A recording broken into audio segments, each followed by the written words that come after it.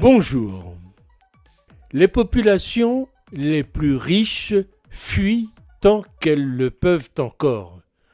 Tous pouvant se le permettre tentent d'échapper à la résurgence de l'épidémie dans un pays où les hôpitaux saturés sont confrontés à une pénurie de lits et d'oxygène. Direction les Émirats, où vivent 3,5 millions d'Indiens et la majorité d'entre eux vivent à Dubaï. Dubaï qui a, comme d'autres, décidé d'imposer des restrictions aux voyageurs et voyageuses en provenance de l'Inde. Ces dernières ne concernent que les vols réguliers, les jets privés étant exemptés de ces règles. Ils sont tous solidaires dans la fuite, et ceux qui ne peuvent sortir du pays sont marrons. Avec leur système de caste, ils n'ont jamais été solidaires de leurs compatriotes. Ici, on parle de quelques milliers d'Indiens fortunés à mettre en balance avec la population de plus d'1 milliard d'habitants. Cela reste quand même un pays difficile à comprendre, avec des écarts de statut social phénoménaux. En fait, c'est le monde d'aujourd'hui dans toute sa splendeur.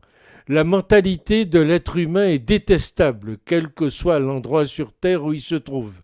Ici, la mentalité des Indiens qui préfèrent laisser mourir leurs petites filles alors qu'ils sont là à vénérer des vaches.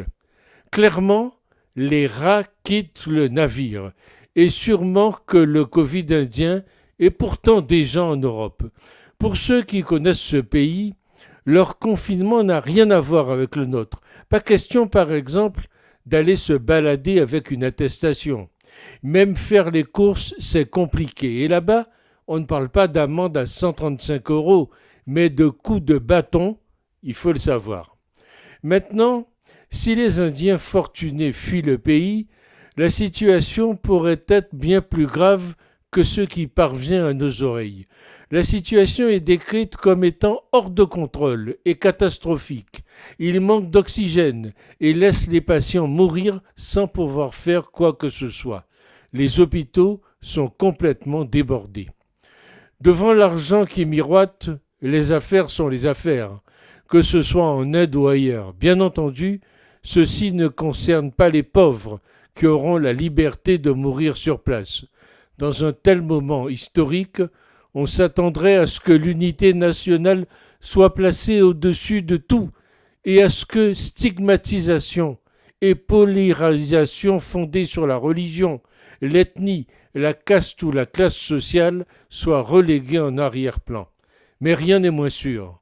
En rentrant chez eux, les Indiens sont victimes d'attaques et sont ostracisés par peur de l'infection, et il n'a pas fallu longtemps pour que des discours de haine fassent surface dans cette crise sanitaire, les Indiens musulmans du Nord-Est, tribaux ou dalits, étant tous accusés de propager le virus.